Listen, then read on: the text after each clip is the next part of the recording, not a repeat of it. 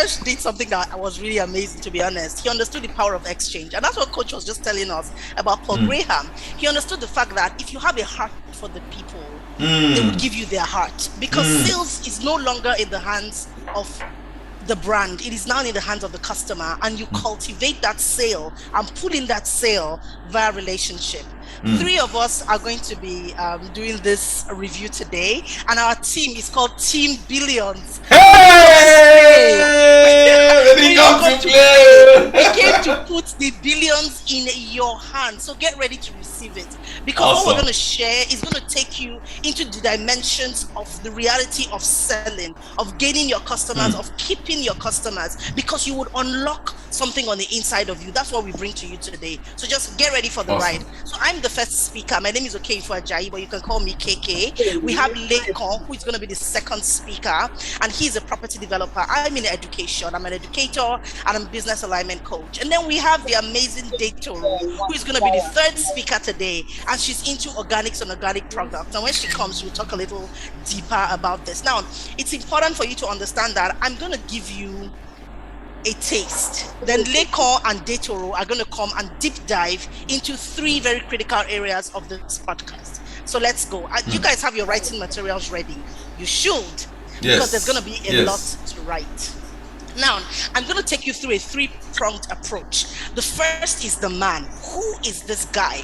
What were his drives, his mindsets, and his passions? That's the first I'm going to take you through. The second is the business. What were the tools, techniques, and strategies that you used? How can you begin to adopt this into your own business? Because that is critical for you. And then we're going to look at Coach Paul. We're going to look at Coach Fo himself, right? And he's the interviewer. And how do you cultivate your customer? Because in essence, that's what he did. He cultivated this guy right from the initial email he sent to him till when they eventually met and afterwards. And I'll show you how in a minute.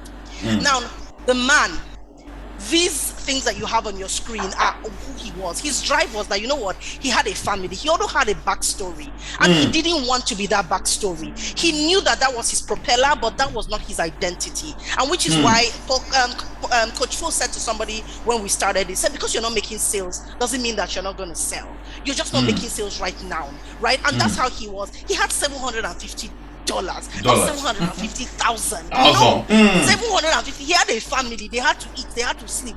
And guys, if you know anything about children, they want everything. He had a wife, right? But how was he able to streamline, focus, and still move to where he was? It was about his mindset. He knew that, you know what, I need to position myself in the place where people will see me, and in exchange for what I can give them, they will give me what I want. And that was powerful. He had the attitude of a gladiator. This thing, we either die trying or we don't try. He had to go. And that's the power that he used to go in there. And you need to understand that in your business. Is your business important enough for you to push forward? Or are you just going to sit down and say it didn't happen? Things don't just happen. You make them happen. And you need to have that mindset. That is where the passion comes from. People buy into your passion. When you have passion, you will see opportunities that your clients need, and you will connect them to that opportunity. When you have passion, you will see yourself for who you are. And guess what? People will begin to see who it is that you truly are. Now we're going to go into the business. What were the strategies that he used in his business? 4 critical strategies stood out for me. Research. Now he didn't research so that he can go and talk to the clients and make them feel na misabi. His research was so that he could validate his ideas and position himself to be that place where, guess what, the clients, the customers, those who were looking from the outside wanted to connect with what Dariush has. That is who you need to be. What is your research? Is it to validate the fact that you are great, or to validate the fact that you are the solution to your customer's headache? There are 2 different ways to look at those things, and you need to be clear about what it is that you want to do. And that takes me to clarity. When you give your customers clarity, your customer wants to buy this land. Okay, this land, where is it so located? Ask them, based on what I know about your business, this location might be best for you. Because guess what? It is closer to these other industries that work with your company. It's not about selling. It's about selling what your customer needs, such that they begin to see you as an ally. When they see you as an ally, guess what happens? If you look at the right here on my screen, you would see those action points. These action points are 4 ways to get more sales. Once you are committed, they know you are committed. You have understood your unique service point. I don't call it your unique, it's your service point, it's your solution point. That's USP.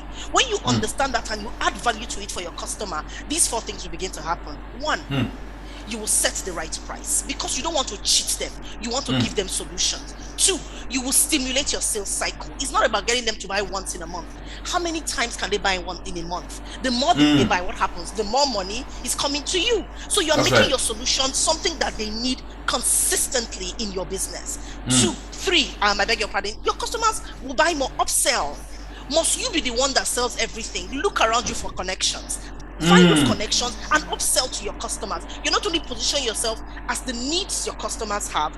Think about a Walmart, but guess what? You are connecting other businesses to you. You become a hub of solution, and that is what you become. And that way, you get even more customers. Now we're going to look at the interviewer, our coachee. And the thing about, honestly, when I was listening to Coach, I listened to that podcast several times. And one thing I did when I was listening to the podcast, maybe the 3rd time, was that I began to focus on Coach Fo. I said, who is this guy? Coach has clout. He's a Forbes Council member. His article was just on Forbes, but he doesn't come and show you his clout. That he's he doesn't show you that. His humility, his energy, active listening skills, his preparation. Honestly, the guy fell in love with him. And guess what? They're planning a sales conference together. Yes. That is not something that just happens outside of an interview. That is this guy saying, you know what? I trust you enough to add my integrity towards this guy. That is not an easy thing. And that is what you want to begin to cultivate with your customers. You want them to see you as an ally. You want them to see you as a friend. You want them to connect with you even beyond your business. And these are the things that I saw with Mr. Fo. Now I'm going to take you very quickly through 3 very powerful nuggets. The first one is convert the problem. There's always a problem. You need to be able to convert that problem to become a solution to somebody. Where are you in your place of business planning, in your place of innovation? You cannot sit down this time around and be thinking that you will not use digital tools. You have to. Mr. Coach has been talking about digital. Go live. How many of us have actually gone live? How many?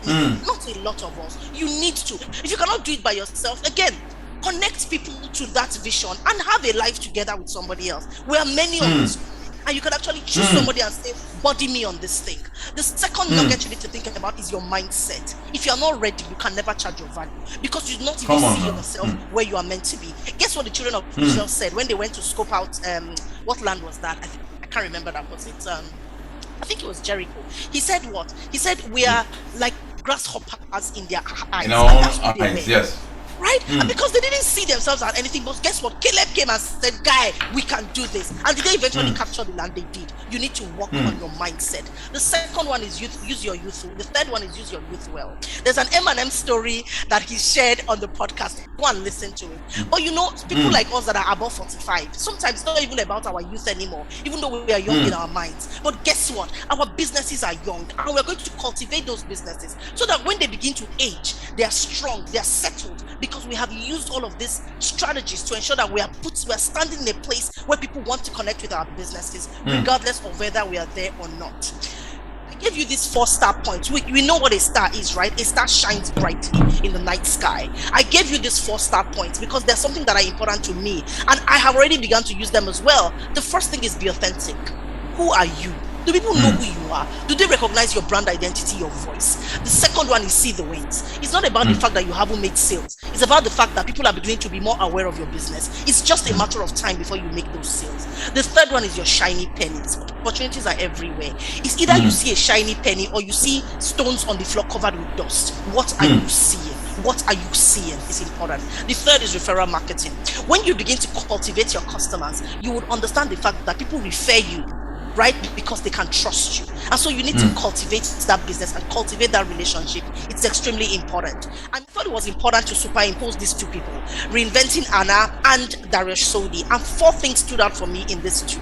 The Gladiator Mindset. That's it. They're like a dog with a bone. They go, and they keep going till they eventually hit it. Opportunity converters. They do not see the problems. They see the solutions that they are creating. We need to be those kind of people. And the world will catch fire when we step in. Constant preparation. Look, you're either a gladiator or you're not. And you need to be that person who steps out with their best foot every single time. That's who you are. And then you need to have a backstory that is not your identity and that defines you, but is your driving force. These 7 skills are things I feel are very important. They're important to me as a business person, and I feel that they'll be important to you as well. Communication and coherence is not just to talk. Are you making sense? You need to be making sense. That's coherence. You also need to not just talk, but to be able to understand. Communication is a two-way process. If all you are doing is speaking, it means you're not listening. And like Coach just said, right? He said that, I wrote it, he said, be a student of what people want. If you are not communicating well, you are not listening. And that's something that we saw in the interviewer. He had active listening skills. That's important. Research. What are you doing with that phone in your hand? What are you doing with that data? Is you only to be checking on Instagram and Twitter and be fighting? No. Use it for something that benefits you. Spend time on the things that matter, and you begin to see progress in the places that matter. Data analysis. All this data you are grabbing. Kilo, what are you using them to do? You just they look them like say they be numbers. You just they look them say that people that are liking your posts, who are they? What do they do? Can you start a one-on-one conversation with them at the back? You know, you need to begin to think about those data analysis, measurement. If you don't set an objective, you are never going to reach a goal. So you need to be able to set your objectives right and then measure your impact. Negotiation. Look, you think that guy Darius just walked into places and he was just talking? He understood the power of negotiation. He negotiated his solutions for the problems that the people wanted, and eventually he gave them their solutions, taking on their problems and increase. You know, so that's what you need to be able to think about, and then pricing. If you don't see yourself as worthy, people will never see you as worthy. You must see yourself as worthy. And then time management is something that is critical for all of us as educators. This is my second to the last, so just take a deep breath. I'm almost done, and then I'm out of your screen. Action items, and I thought these were very important because there are things that, as I was writing them, I was looking at them and I was like, KK, you need to do more of this. Review the podcast or this video, right? Cast yourself into the role of Dariush or even Anna if that's what you want to do. Reflect on your current practices. We grow from a place of reflection. We do not grow from doing things. We grow from looking back and saying, where did I miss it? What more could I have done? So ask yourself these questions. What do you need to stop doing? What do you need to start? What do you need to modify? What do you need to amplify? Critical. Success criteria, what are they? Do you even know them? Or are you using somebody else's success factors as yours? Don't do that. Your business will not grow. Create actionable steps. I will do this, and this today. Write it down and then measure your impact. On the box on the the right side of my screen, write the action items in these boxes. Have 3 per week. Right? Visualize them, look at them in your mind. That's why God gave you the power of imagination. Use it, and then have an accountability framework. It is extremely important. If Dariush didn't have all these things, he would not even be able to say what it was that he did, but he could because he did. So it's important. And then decide on the action item you want to own. It's so critical that you have one that you say, I'm owning this, I will do this by myself. What are the ones that you can delegate? And to be honest, even as a one-man business, you can collaborate with people and begin to delegate things to them. Why? The more you can collaborate, the greater your influence is, because your voice reaches even further out than what you could do, right? Grow fast, grow small, but grow fast. Think local, start local, but think global. The greater the pain, the greater the impact of your solution, the louder your applause. Thank you all so much. My name is Okenfo Ajayi, and I want to thank you for this. Okay, this is I'm sending this to Dariush tonight. Thank you. So with your name, with your name, I'm sending it to you tonight. Thank you. What? Thank you so much. Thank you so much. That was really amazing. Amazing value. My goodness. Can you go to the platform and just begin to drop a voice note or type something and say, guys, something's happening here, or take a screenshot of the slides and say, please come to this class. What? Jesus. Wow. Mr. Jai, that was really nice.